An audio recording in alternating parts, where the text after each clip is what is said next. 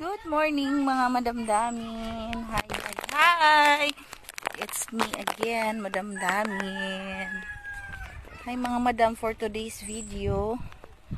Nagbaklay na punta sa Kamaisan mga madam kay sugi ang hangin dari mga madam, lami kaayo ang hangin. So nagbaklay ko for today's video kay gusto ko nga magbaklay pawala sa akong kamahay. Ikan de ko dito mga madam sa tindahan na atay gipalit. So nagpalit si madam og sabon kay maglabat ta karon. So maglabat taon niya mga madam kay murag wala ta nag duty karon kay labad atong ulo, sakit pa atong dughan. So nahuna-huna na ako mga madam, di day maayo magsighuna-huna og mga problema no. Kay ang problema naa na per me.